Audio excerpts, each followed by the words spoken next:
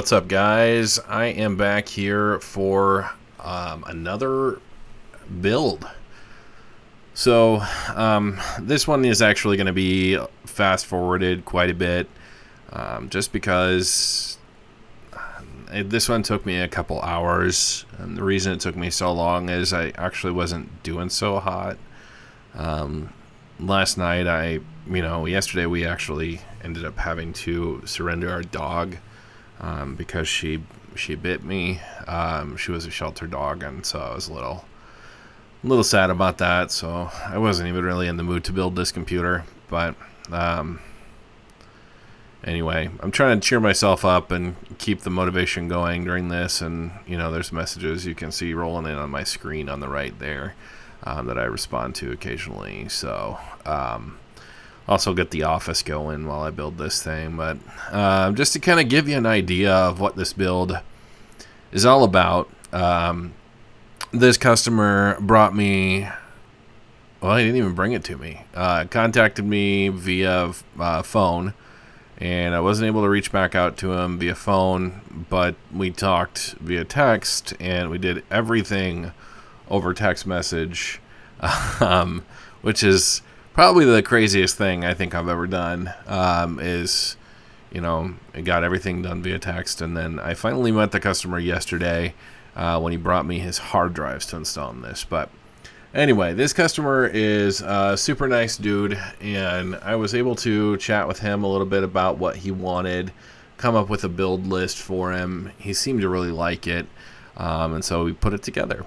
He had some specific requirements. The first requirement really just being that it have an x870 board and room for expansion. He also wanted drive capability for his hard drives that he already has. So, the case kind of reflects that.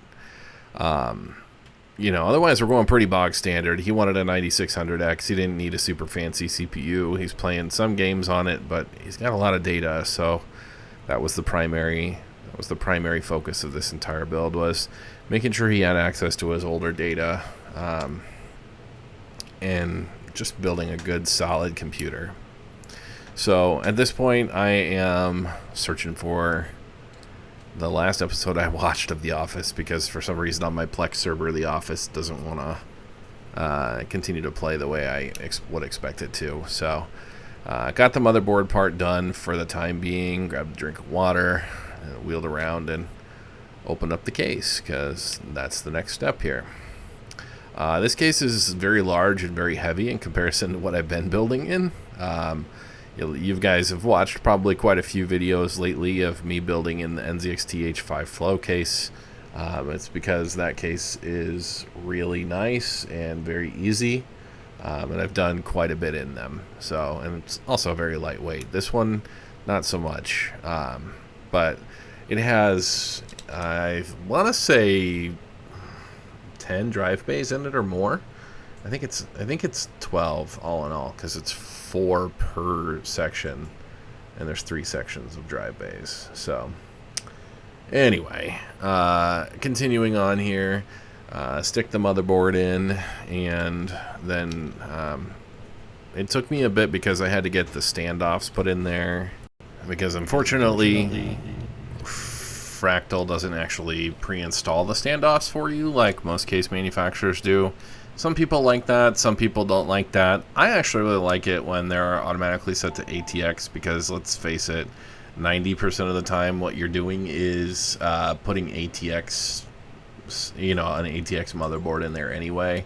If you're doing micro ATX, you put it on the other spots, but it's not a huge deal either way. So standoffs are pretty simple, pretty straightforward. You screw them in and then you stick the board in on top of them. So what I'm doing right now is I was going to put both of those fans in to begin with, that go on the CPU cooler, but I decided against it, because in deciding against it, I realized that there's 2 CPU headers for power on the motherboard, and I was like, yeah, I'm not going to deal with the having to struggle to get my big meaty hands past the cooler. to plug in the CPU power. So again, I'm really just taking my time, plugging in the cables, unwinding everything, making it look nice. I think I even end up bundling up the 24-pin connector for the motherboard to make it look nicer and be a little bit more streamlined. But again, you can kind of probably see that we went with a Corsair 1000 watt power supply. The name of the game for this build was expansion, so if he ever wants to upgrade his GPU, he's gonna want, you know, a power supply that can handle it. If he ever wants to upgrade literally anything else, he wanted a power supply that could handle all that, and at this point he has one, because the RM1000E will handle any of that.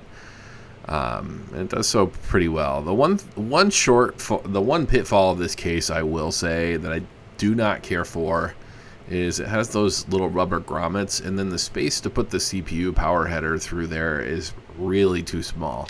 You have to smush it, and so what you're seeing there is me struggling with it to smush it in through the hole and then get it plugged in. And I think I wind up having to grab my phone and shine the light in there. Yep, there you go. Shining the light in there, because one of the CPU 8-pin connectors started to split in half. Not breaking, but they're kind of built to split in half. So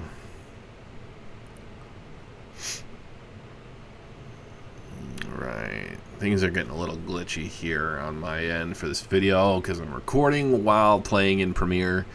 Okay, here we go. So it looks like right now I was about to put the GPU in and then realized, oh yeah, I need to put the SATA cables in, because this customer has several SATA drives that he wants to use on this motherboard, just so he can get access to them. He's got some external cables and things that he can utilize as well, but we're going to end up using the SATA cables for pulling in his data.